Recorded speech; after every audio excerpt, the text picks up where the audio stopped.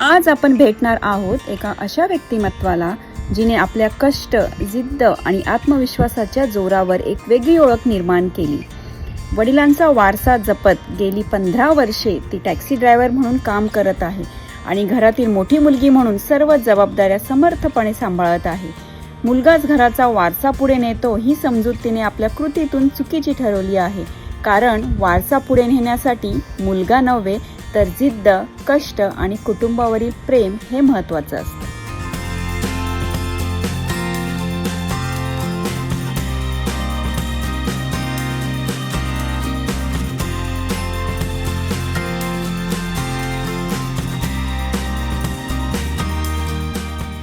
निघायचं. Yes yes. चलो. तर आज मी जाणार आहे माझ्या मैत्रिणी बरोबर एक राईडला आणि ही मैत्रीण मला 5 वर्षानंतर भेटली आहे आणि ते पण आपण एकदा इव्हेंटला भेटलेलो ना ग, अप्सराच्या इव्हेंटला. त्याच्यानंतर ती कधी मला भेटायला आलीच नाही पण तिचा नंबर माझ्याकडे होता आणि मग मी तिला एक दिवशी असंच कॉल केला आणि ती मला बोलली की ठीक आहे मी येते. नाही पण आज खूप छान वाटतं ग, म्हणजे एकदम प्राऊड फील होतं की आज मला माझी मैत्रीण एक राईडला घेऊन जाते आणि जवळजवळ ती गेले किती वर्ष आले असतील तुला? 15 वर्षापासून गाडी चालवते. त्यामुळे मला अजिबात सुद्धा भीती वाटत नाही तिच्याबरोबर बसायला. एक भीती असते ना की बाबा आता मी चालली आहे हिच्या बरोबर, मी कसं ही ड्राईव्ह करणार. पण तिला पूर्ण 15 वर्षाचा एक्सपिरियन्स आहे त्यामुळे मी एकदम टेन्शन फ्री आहे. सो तुला कसं वाटतंय माझ्या शो मध्ये येऊन? खूप मस्त वाटतंय. आणि मी तुझ्या युट्यूबला व्हिडिओ बघत होते, मी बोलले अरे ही सगळं व्हिडिओ युट्यूबला सगळं असं सगळ्यांबरोबर व्हिडिओज घेते, छान छान गोष्टी करते सगळ्यांबरोबर मस्त. तर माझा पण चान्स येईल असं वाटलेलं आणि तो आलेलाच आहे स्वामींच्या कृपेने. ते असं असतं ना की म्हणजे एक दिल का कनेक्शन, तू मनापासून विचार केला आणि ते झालं. नक्की. नाही खूप छान. आणि मी जेव्हा मला तर ते कधीपासून डोक्यात होतच, पण तुझा शेड्यूल पण बिझी असतो. ओके. आणि तू जेव्हा मला खरं तर तू जेव्हा मला मेसेज केला होतास की शूट साठी वगैरे, तेव्हा मी नाशिक मध्ये होती, सप्तशृंगीला भाडं घेऊन गेली होती. तर मला लगेच रिप्लाय द्यायला मिळाला नाही तुला, पण सॉरी त्याच्यासाठी. नाही चालेल, कशाला सॉरी.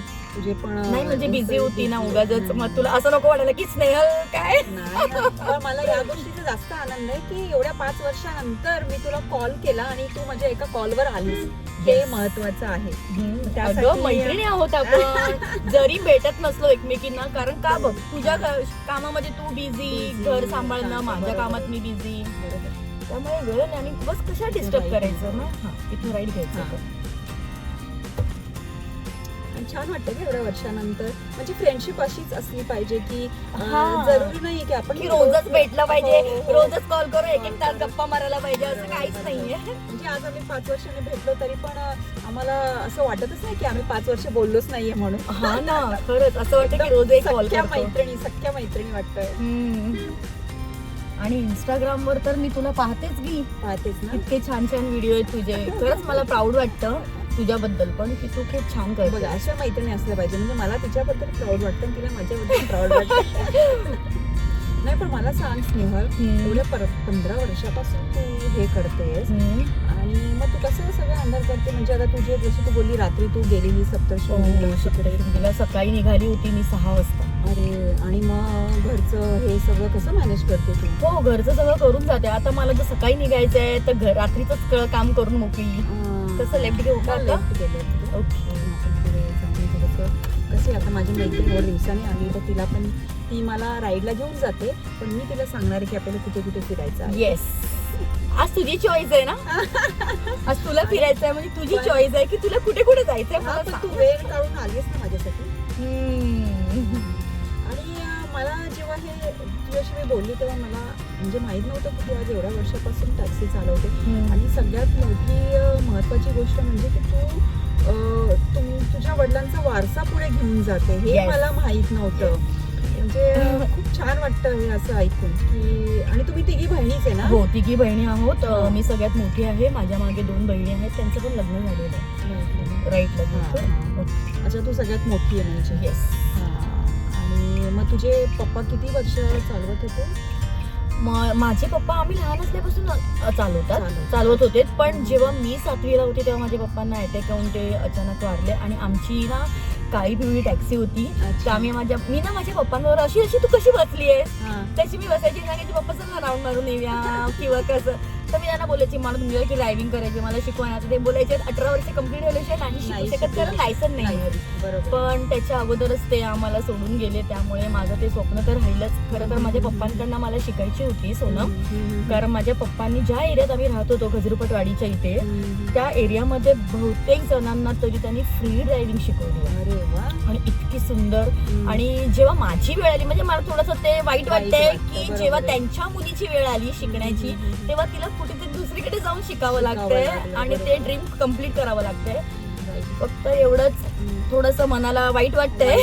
आता पप्पा जर असते तर मला ते डोक्यावर घेऊन नाचले असते की नाही, पण आज ते जिथे पण असतील तिथून ते बघत असतील ना, तर त्यांना सुद्धा खूप छान वाटत असेल, म्हणजे तो आनंद भेटत असेल की चला आज मला मुलगा नाही तर काय झालं, का मुलानेच वारसा थोडी पुढे घेऊन जायचा असतो. बरोबर. आज ती मुलगी असून म्हणजे वारसा पुढे घेऊन जाते.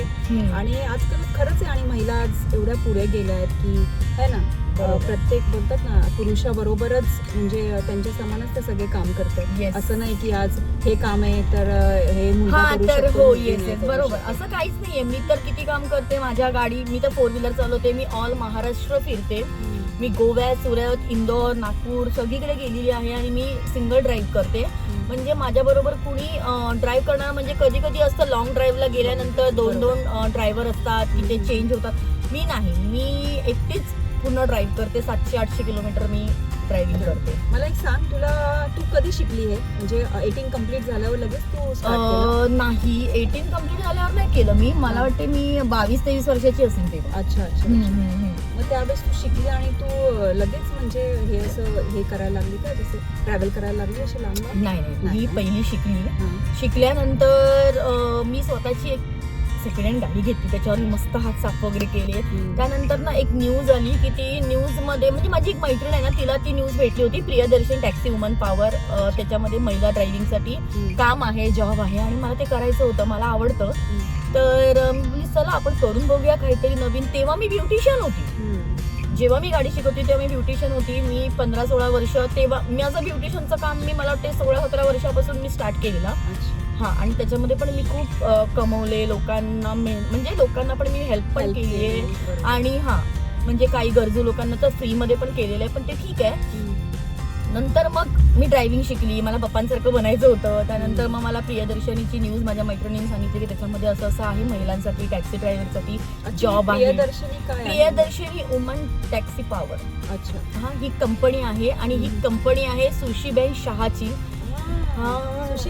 येस, सुशीबेन शहा तिची कंपनी आहे. आणि आज तिच्याचमुळे, खरं तर तिच्यामुळे मी रस्त्यावर रस्त्यावर गाडी चालवायला जी हिंमत येणं, म्हणजे बघ ट्रेनिंग स्कूलमध्ये नुसतं ट्रेनिंग शिकवतात, पण जे टॅक्सी देऊन ट्रेनिंग स्कूलमध्ये येणं हे सगळं आहे ना खूप महत्वाचं आहे. आणि रस्त्यावर गाडी चालवण्याची जी हिंमत ही सुशीबाई शहाकडनंच मिळाली आहे.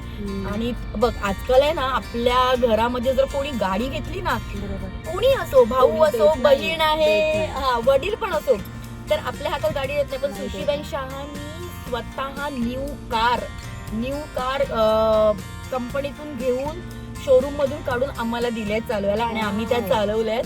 आणि तिचा तो विश्वास आणि तिचा तो आमच्यावर विश्वास जो दाखवणं, परत तिने जे म्हणजे आम्हाला एकदम काय सांगू मी तुला, मुलांसारखं आणि इतका विश्वास टाकला, त्या विश्वासाला आम्ही खरे उतरलो खरं तर. आणि आम्ही लोकांनी छान काम केलं. म्हणजे बोलण्यावरूनच कळते, आज ज्या वेळेस आपल्याला शब्द सुचत नाही, खरंच सुचत नाही, काय बोलावं. खरंच खूप छान आहे. आणि ती अगं सोनम, तू मला सांग, 8-9 लाखाची गाडी कोणी डायरेक्ट शोरूम मधून शिकलेल्या ड्रायव्हरला कोण देणार? कोण नाही देत. तिने बिंदास सांगितलं, बिंदास घेऊन जा. नाही, खरंच आपण सोनम अँड सितारामध्ये नक्कीच सुशी येस, नक्कीच मुलाखत घेऊया. मस्त. स्वामींनी जर ठरवलं तर नक्कीच आपण घेऊया. नक्की. आणि स्नेहल तर आहेच. आणि माझ्या आयुष्यामध्ये सगळ्यात मोठा श्रेय तर माझ्या स्वामी समर्थांचा आहे. आज त्यांच्यामुळे मी इथपर्यंत आहे.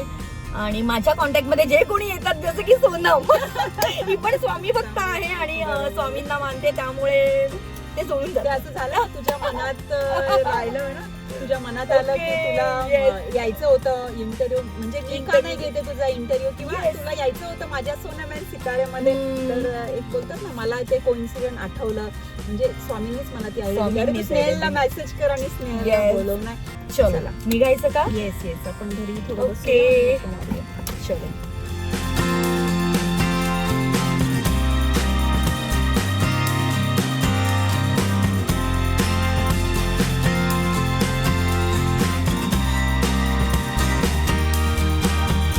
तर आता घरी तर पोहोचलोय, तर आता घरी पण आपण थोड्याशा गप्पा मारू. पण मला एक सांग की आपण 5 वर्षानंतर भेटलोय आणि गप्पाच्या नादामध्ये आपण तुझं नाव सांगायचंच विसरलोय. तर तू स्वतःचं इंट्रोडक्शन तू स्वतःच दे. ओके ठीक आहे. सगळ्यात महत्वाचं म्हणजे श्री स्वामी समर्थ, जय जय स्वामी समर्थ. माझं नाव आहे स्नेहल विजय कुसाळकर आणि ही माझी मैत्रीण.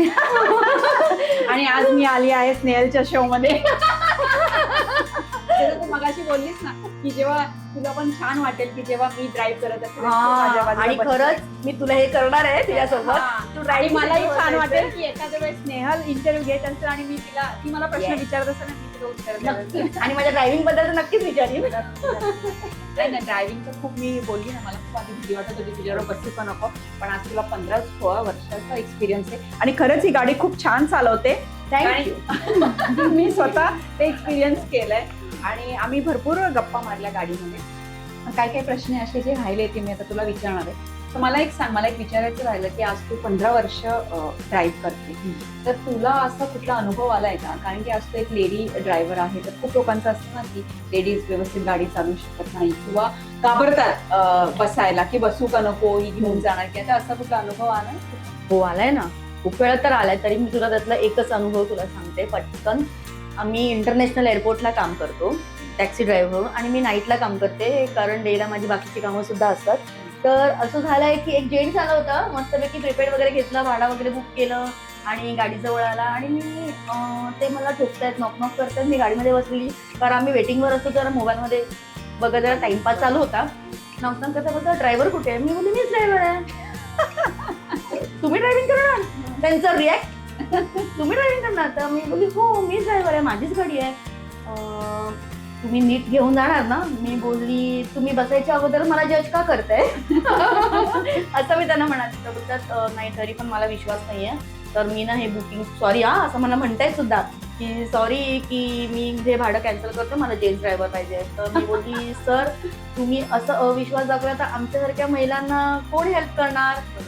आम्ही इथे काम करायला येतो ना, तुम्ही जोपर्यंत वाउचर नाही घेत तोपर्यंत आम्हाला वाउचर नाही मिळत, त्यामुळे आम्हाला पैसे नाही मिळणार, त्यामुळे आम्हाला भाडं नाही मिळणार. आणि आम्ही आमचं घरातलं सगळे लोकांना म्हणजे आमच्या बाळांना सुद्धा आम्ही घरी ठेवून आम्ही नाईटला येतो असं त्यांना मी समजवलं. आणि नंतर मग ते गाडीमध्ये बसल्यानंतर जी मी ड्रायव्हिंग स्टार्ट केल्यानंतर तुम्ही तर खूप छान ड्रायव्हिंग करता. मी बोलली सर मी तुम्हाला तेच बोलते, तुम्ही जरा महिलांवर विश्वास तर दाखवा, तरच आम्ही तुम्हाला आमचा परफॉर्मन्स देणार ना. असं डायरेक्ट कसं काय देणार की दाखवल्याशिवाय आपली मोठेगिरी आपलीच करा. आणि मला असं नाही आवडत की नाही, आज पण तुला लायसन्स आहे तुझ्याकडे आणि तुला एवढी मोठी गाडी जर तू चालवतेस तर असं कोणी ज्याला येत नाही ते थोडी ना गाडी चालवायला लगेच स्टार्ट करणार. एअरपोर्टवर तू गाडी ते पण मी इंटरनॅशनल एअरपोर्टला नाही, बरोबर आहे. आणि आज जसं मी तुला मगाशी पण बोलले की आज महिला किती पुढे निघाल्यात, म्हणजे एक बोलतात ना पुरुषाच्या बराबरीने प्रत्येक काम. आता असं कुठलंच काम राहिलं नाही की पुरुष करू शकतो आणि एक महिला करू शकत नाही. तर त्यामुळे मला खूप प्राऊड फील होते की आज माझी मैत्रीण थँक्यू छान ड्रायव्हर आहे. कारण की आज मी तिच्यासोबत जेव्हा बसते तेव्हा मला खूप आनंद झाला. सगळ्यात महत्वाची गोष्ट म्हणजे 5 वर्षानंतर आम्ही भेटलो. खरंच आहे, ते महत्वाची गोष्ट आहे. आणि असं सुद्धा नाहीये आता तुम्ही आमच्या दोघींचं बोलणं बघतच असाल की तुम्हाला वाटेल की आम्ही रोजच गप्पा मारतो भेटतो, असं काहीच नाही. नो चॅटिंग, नो मेसेजेस, काहीच नाही. फक्त मी हिला इन्स्टावर बघते, तिला लाईक करते, तिचे युट्यूबला व्हिडिओज बघते, तेवढंच. त्यांचं कधी कॉल नाही, काही नाही. फर्स्ट मेसेज तिचा 5 वर्षांनी मला आलाय. आणि मेन म्हणजे तिने तो मेसेज एक्सेप्ट केला आणि एका मेसेजवरती आली. छान वाटलं. आणि मला एक सांग, आता तू राहायला म्हणजे तुम्ही तिघी बहिणी आहेत, तू सगळ्यात मोठी आहे. हो, आणि बाकीच्या दोघी इकडेच? हो, दोघी पण इथेच असतात, त्यांचं लग्न झालं. जेव्हा तू ठरवलंस की आता मला वडिलांचा वारसा पुढे घेऊन जायचा, माझे वडील ड्रायव्हर होते म्हणून मला पण तेच करायचं, त्यावेळेस असं होतं ना सुरुवातीला खूप साऱ्या अडचणी येतात आपल्याला, कारण की हे काम कसं, ही फील्ड पूर्ण वेगळीच आहे. हो, तर तेव्हा तुला घरच्यांचा सपोर्ट होता का? हो, मला घरच्यांचा सपोर्ट होता, आईचा पण सपोर्ट होता. उलट आई तर बोलत होती की छान आहे, तिला आवडायचं. कारण माझे खरं तर कसं असतं ना, जुन्या लोकांना मुलगा हा हवा होता, बरोबर. हवा असतो आणि तो कदाचित त्यांच्या नशिबात आई वडिलांच्या नव्हता आणि मुलगा नाही झाला, म्हणून 3 मुलांपर्यंत राहायची, तिसरी पण मुलगीच झाली. तर असं सगळ्या गोष्टी होत्या. पण ठीक आहे. नंतर मग ती लोक त्यातल्या त्यात खुश झाले, आई वडील वगैरे. पण असं एक सीन झालं की माझे वडील आम्ही लहान असतानाच आम्हाला सोडून गेले. तर ती एक गोष्ट अशी राहिली की मला त्यांच्याकडनं ड्रायव्हिंग शिकायची होती. मी तुम्हाला हे मगाशी पण बोलली आहे, पण तरी सुद्धा मी तुम्हाला परत सांगते. अशा गोष्टी आहेत. पण मला असं म्हणायचं होतं, तर काही लोकांचा असं मुलगा असला की तो वारसा चालवतो, आई वडिला म्हणजे वडील जे करतात त्यांच्या पावलावर पावलून ठेवून तो पुढे जातो. तर मी विचार केला की असं मुलगी का नाही करू शकत, मीही करू शकते आणि माझ्यामध्ये तेवढी धमक आहे असं मला वाटतंय. आणि माझ्या स्वामींच्या कृपेने तर मी नक्कीच करीन, ते पाठीशी आहेत तर. आणि मग मी ती सुरुवात केली आणि मी ड्रायव्हिंग शिकली. नंतर मी टॅक्सी चालवली. फक्त एवढंच की पप्पा माझे काही पिढी टॅक्सी चालवत होते, आता मी कार चालवते. आणि माझी पहिली कार येऊन तिला 7 वर्ष कंप्लीट होऊन माझी सेकंड कार पण आलेली आहे. दोन्ही कार माझ्या स्वतःच्या आहेत, रुई टूर्स अँड ट्रॅव्हल्स नावाने. खूप छान. आणि मी असं ऐकलंय की तू हे तर करतेच आहे ड्रायव्हिंगचं, प्लस तू शिकवते पण आहे. येस, ते तर माझं आत्ताच म्हणजे मी पहिलं पण शिकवत होती, कारण मी सगळ्या कार चालवते. मी ऑटोमॅटिक्स कार वगैरे सगळ्या चालवते. मी ताज हॉटेलला पण मर्सडीज वगैरे चालवल्या, BMW वगैरे चालवल्या. आणि मी म्हणजे ते पण काम केलंय 2-3 महिने. आणि दुसरी गोष्ट तर मला हे म्हणायचं होतं की शिकवायचं ट्रेनिंग स्कूल. मी ट्रेनिंग स्कूल शिकवते ह्या कारणामुळे की माझं जे स्किल आहे काही ड्रायव्हिंगचं, तर माझी अशी इच्छा होती की कोणी गरजू महिला आहेत की त्यांना ती द्यावी. म्हणजे माझ्याकडे जे काय आहे ते त्यांच्यापर्यंत पोहोचवून, जशी मी आहे माझ्या स्वतःच्या पायावर हिंमतनी उभी आहे, तसंच ज्या गरजू महिला आहेत त्यांनाही मला ते शिकवून त्यांना त्यांच्या पायावर उभं करून सक्षम करण्याचं माझी जी इच्छा आहे ती मला करायची होती. म्हणून ट्रेनिंग स्कूलची माझी खूप बऱ्या वर्षापासूनची इच्छा होती. ती आत्ता माझी सुशीबेन शहा, तिच्या कंपनीत मी गाडी चालवते, प्रियदर्शनीमध्ये माझी कार टॅक्सी चालवते. तिने आता न्यू लॉन्च केलेला आहे women's training school, Priyadarshini women's training school. त्याच्यामध्ये मी ट्रेनर म्हणून आता गाडी शिकवते. आणि ज्या गरजू महिला आहेत त्यांना येस फ्री ऑफ कॉस्ट आहे. Free of cost. ह्या तुझ्या इंटरव्ह्यू मध्ये माझ्या खूप महिलांना आज मदत मिळणार आहे. नक्कीच खरंच ज्यांना गरज आहे गरज आहे त्यांनी, मी स्नेहलचा नंबर किंवा तुला कॉन्टॅक्ट केलं तर चालेल? चालेल. हो हो हो हो हो. स्नेहलचा नंबर मी शेअर करेल, तर तुम्ही स्नेहलला कॉन्टॅक्ट करा. खरंच तुम्हाला असं वाटतं की आपण ड्रायव्हिंग करू, तसंच ती घर सांभाळते आणि प्लस तिचं एक जॉब सारखंच झालं ना आता, इन्कम सोर्स आपल्याला चालू झालंय. तर तुम्हालाही असं काय करायचं असेल तुम्ही नक्कीच स्नेहलशी कॉन्टॅक्ट करू शकता. नक्कीच. आणि स्नेहल मला सांग, आता तू एवढे वर्ष ड्राईव्ह करते, तर असं कधी रोडवर जाताना किंवा हायवेवर जाताना कसला तुला असं वाईट अनुभव आलाय? खूप सुंदर प्रश्न विचारलायस तू मला आणि मला सांगायला पण खूप आवडेल, कारण अशा खूप गोष्टी झालेल्या आहेत. कसं असतं माहिती ना, लेडीज ड्रायव्हिंग सीटवर असलं तर लोकांची बघायची थिंकिंग आहे ना खूप वेगळी होऊन जाते. पण ठीक आहे, त्याला घाबरायचं नसतं कधी, आणि मी तर कधीच घाबरली नाही. लोक मला कट मारून गेलेले आहे, ट्रक्सवाले वगैरे खूप झालेले आहे. एकदा तर ट्रकवाल्यांनी माझी उभी गाडी मागून ठोकलेली आहे. मी सरळ उतरून त्याला मारले आणि ते पण मस्त माझे क्लायंट्स होते, माझे सगळे मराठी ऍक्टर्स होते. मी नाशिकला जात होती आणि मराठी ऍक्टर्स मागे बसले होते आणि त्यांना थांबवून मी त्याला खूप चोपलंय बऱ्यापैकी. पण ठीक आहे, ती गोष्ट पण आहे. आणि काही लोक तर कट मारून वगैरे जातात, पण मी त्यांना दाखवते तू कट मारून गेलास, मी इमानदारीत गाडी चालवते, पण जर मला कोणी डिच केलं तर मी कोणाला सोडत नसते. बरोबर आहे. आणि असं कसं या गोष्टीची हिंमत पण लागते, म्हणजे नुसतं ड्रायव्हिंग आहे ना इम्पॉर्टंट नाहीये. म्हणजे काय असं माहिती, त्यांना काय वाटतं महिला चालवतात म्हणजे हिला कट मारून गेलं की लगेच थांबेल, गाडी स्टॉप करेल, घाबरेल.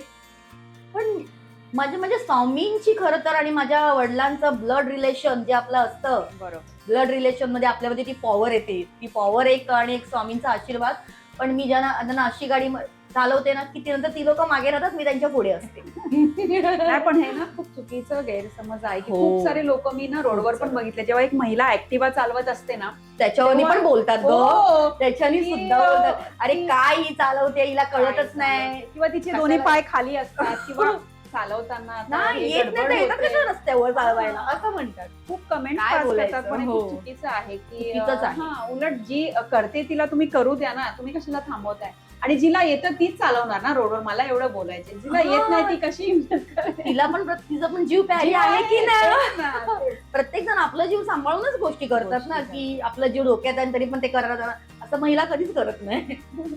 स्नेहल मला सांग, तुला सगळ्यात पहिलं राईड आठवतं का असं लांबची कुठली तू हो. केलेली?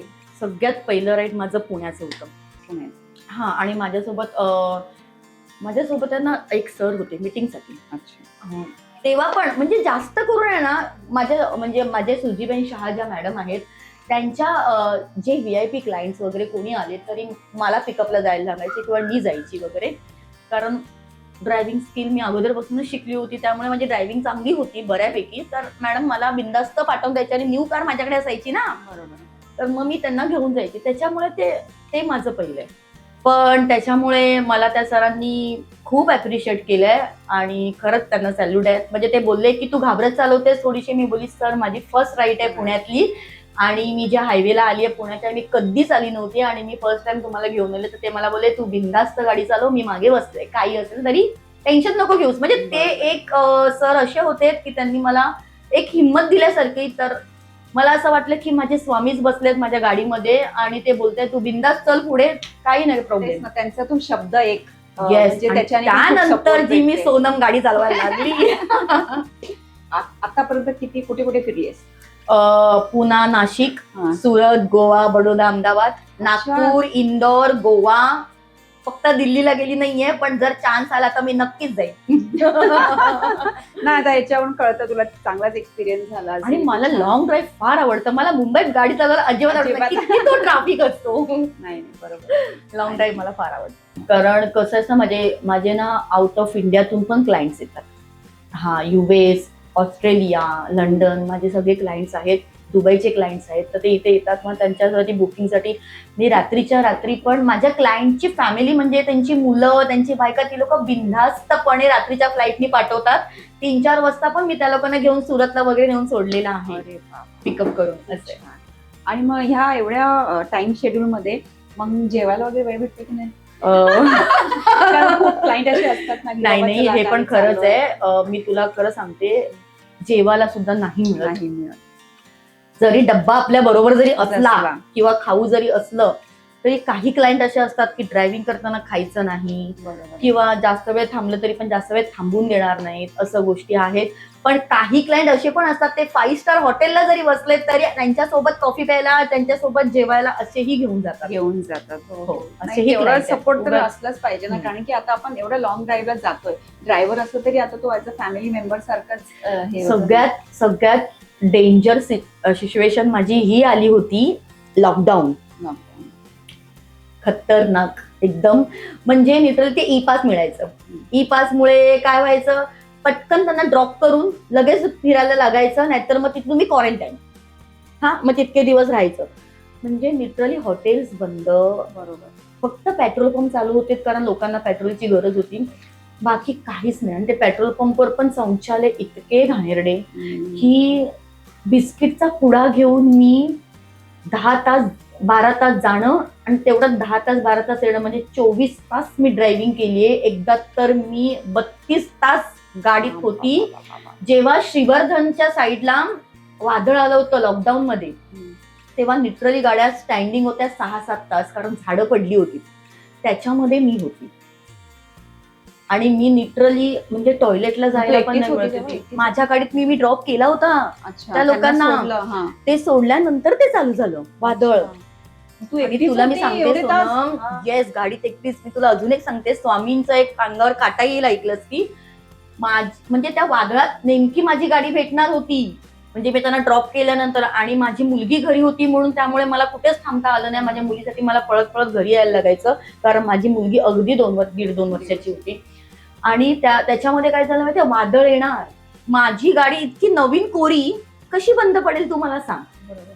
पण परशुराम घाटाच्या इथे चढतानाच माझी गाडी बंद पडली आणि म्हणजे लॉकडाऊन असल्यामुळे ना रस्त्यावर कुत्रा देखील नाही. माझी गाडी बंद पडली. गाडी बंद पडून ना तिथे मी 15-20 मिनिटं मी रडते. माझी गाडी स्टार्ट होईना. मी बोलली स्वामी असं का झालं, असं काय झालं. तर ते झालं. नंतर मग माझी गाडी नंतर 20-25 मिनिटानंतर स्टार्ट झाली. ती स्टार्ट झाल्यानंतर मी जी पुढे गेली ते मानगावला पुढे गेल्यानंतर मी कॅल्क्युलेशन केलं, जर मी ह्या टायमिंगला इथे गेलीस तर मला माहितीये माझी ड्रायव्हिंग 100च्या स्पीडला आहे, 90च्या स्पीडला आहे, तर मी ह्या टायमिंग मध्ये इथे पोहोचणार आहे. त्यावेळेला जर मी तिथे गाडी नाही बंद पडली असती तर त्या वादळात जी झाडं पडली त्याच्यामध्ये माझी गाडी आणि मी असती. आणि हे माझ्या स्वामींनी मला वाचवलंय आणि माझी गाडी बंद पडली आहे. म्हणजे सगळ्यात तो मला असं वाटते माझा पुनर्जन्मच असेल. खरंच ब्रीद वाक्यच आहे ना. आणि नंतर मग पुढे गेल्यावर ना मी तुला हेही सांगते, पुढे गेल्यानंतर पोलीस लोक ते काढत होते सगळे, म्हणजे झाडं वगैरे काढत होते. आणि ना लिटरली तुला माहितीये 2 गाड्या चिरडल्या होत्या त्याच्यामध्ये. मुलं वगैरे होती. आणि ती वायर असते माहितीये आपल्या ट्रेनची, ते वायरी असतात ट्रेनच्या, त्या पण पडल्या होत्या लिटरली. म्हणजे वीज ते होते ना तसं शॉक सारखं तसं झालं. खूप भयानक झालं होतं. पण त्यात मी वाचली. पण तेव्हा आम्हाला पोलिसांनी ते बिस्किटचा पुडा, मी तुला सांगते ना बिस्किटच्या पुड्यावर मी दिवस काढलाय.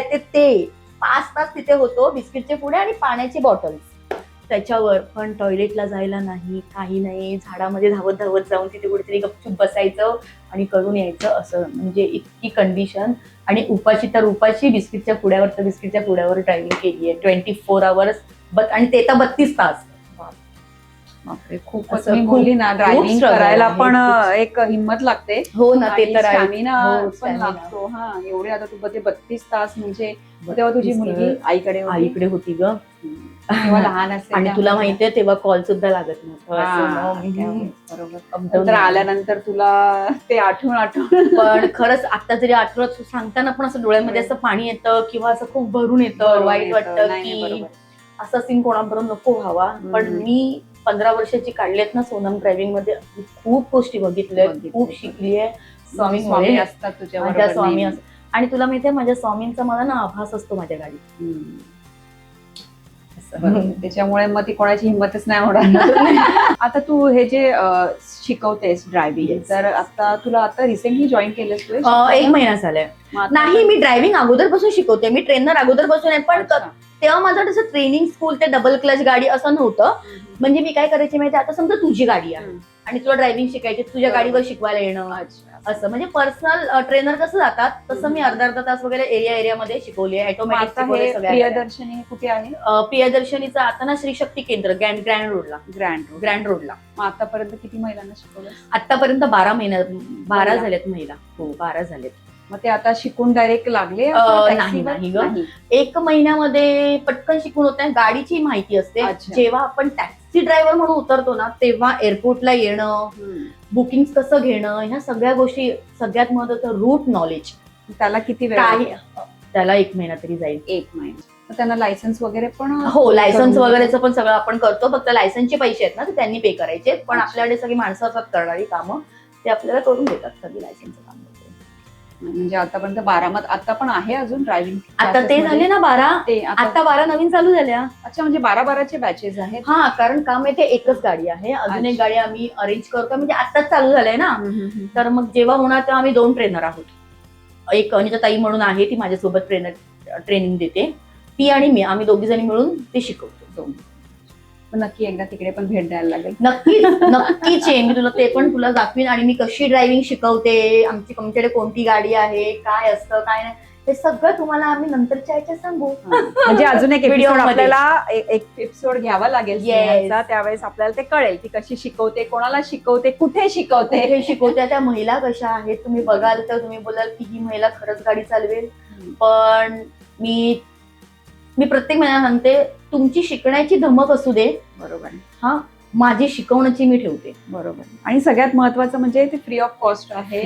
तेच मला तरी वाटतं खूप साऱ्या महिला मोटिवेट झाल्या असतील. खरंच या. आणि मला बघून झाला असाल तर प्लीज डायरेक्ट कॉन्टॅक्ट करा. स्नेहलचा नंबर तर स्क्रीनवर मी शेअर करते. स्नेहलचा नंबर आहे, तुम्ही डायरेक्ट कॉन्टॅक्ट करा. आणि स्नेहल तुम्हाला नक्की हेल्प पण करेल आणि हिंमत पण देईल. पुढे रस्त्यावर गाडी चालवून कसे 4 पैसे कमवायचे आणि कसा बिझनेस करायचे याची गॅरंटी मी तुम्हाला देते. मी तुम्हाला तिथपर्यंत नक्कीच पोहोचेन जिथे मी आज आहे, तिथे तुम्हाला मी माझ्यासोबत नक्कीच घेऊन जाईन. नक्कीच नक्कीच. आणि स्नेहल माझं चॅनल बघितलंयस का तू? मस्त. मग तुझं त्याच्याबद्दल- चॅनल तर मस्तच आहे एकदम. मग तुला काय वाटतं खरंच त्याच्याबद्दल? तुझ्या चॅनलमुळे ज्या घरगुती महिला आहेत, ज्या छोट्या मोठ्या काहीही व्यवसाय करतात, त्यांच्याकडे लोकांपर्यंत पोहोचवण्यासाठी काही नसतं स्कोप. मी तुला खरं सांगते, पण तुझ्या चॅनलमुळे तू ज्या ज्या महिलांकडे जाऊन जाऊन सगळं करतेस, व्हिडिओ त्यांना या सगळ्यांपर्यंत पोहोचवते सोशल मीडियापासून, तर ते खरंच खूप चांगलं आहे. आणि त्याच्यामुळे त्या लोकांना काम मिळेल, त्यांचा बिझनेस होईल, त्यांना 4 पैसे मिळतील. हे सगळं तुझ्या चॅनलमुळे होते. आणि हिचा चॅनल खरंच फॉलो करा, शेअर करा, मस्तपैकी चॅनल बघा, पण एन्जॉय पण करा आमच्या गप्पा गोष्टी. आणि खरंच खूप छान आहे सोनम, आणि तू खरंच खूप चांगलं काम करतेस. आणि त्याच्यामुळे बायकांना 4 पैसे कमवता येतात. म्हणजे लोकांना कळतं की अरे हे करते, तर आपण त्यांना ऑर्डर देऊया किंवा त्याच्याकडनं आपण हे मागवूया, या सगळ्या गोष्टी. आणि आज हिच्याच मुळे मला खूप महिला ड्रायव्हिंग साठी मिळणार आहेत. त्यासाठी थँक्यू सो मच सोनम. नक्कीच. खरंच सगळ्या महिलांनी नक्की जॉईन करा. खरंच त्यांना मनामध्ये शिकायची इच्छा आहे किंवा काही करायची इच्छा आहे, तर त्यांनी नक्की स्नेहलशी कॉन्टॅक्ट करा. आणि स्नेहल, आज तू आलीस, तुझं वेळ मला दिलास, कारण की ती रात्री पण नाईट करून आली आहे, बिचारी झोपली पण नाहीये अजून. आणि तू तुझा वेळ मला दिला त्यासाठी तुझे खूप खूप धन्यवाद. आणि तुझ्यासाठी एक छोटस गिफ्ट आहे माझ्याकडे. थँक्यू. अच्छा, ऍक्च्युली हे मला तुला वेलकम करताना द्यायचं होतं, पण आपल्या गप्पाच एवढ्या रंगल्या की मी विसरली. पण जाऊ द्या, मी आता हे देते तुला. थँक्यू सोनम. हे अजून काही गिफ्ट आहे तुझ्यासाठी. ओ वाव, बापरे, थँक्यू. आणि अजून एक गिफ्ट आहे तुझ्यासाठी.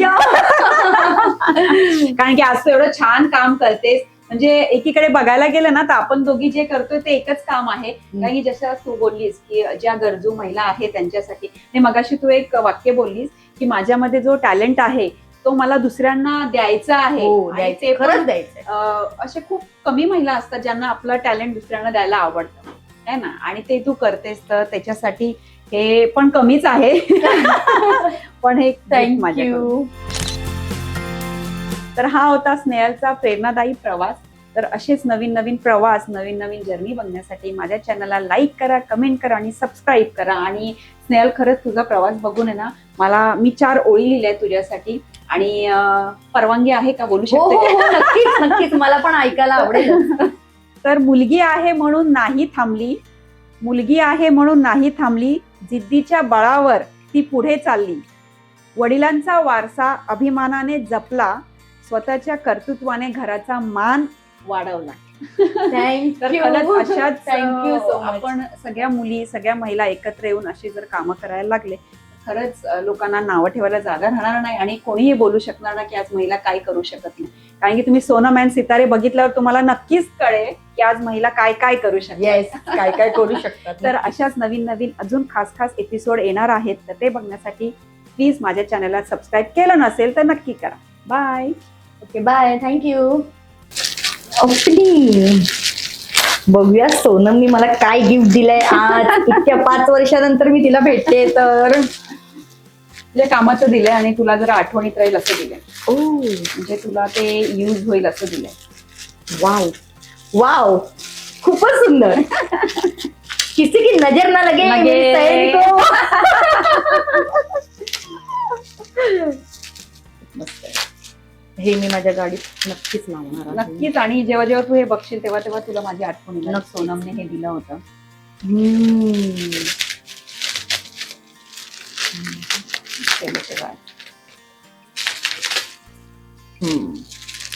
वाव, खूप छान, खूप छान, खूप सुंदर. ह्याच्यात काय काय ग, काय काय दिलंय? बघ ना काय. गेस करू का? किचन असेल. Wow, drive safe. Wow. You here with me. आणि हे पण आता खूप ते सुंदर आहे माझ्याकडे ग. दे. ते माझ्याकडे दे. सगळ्या तुझ्या कामाचं दिलंय. हा ग, खरंच.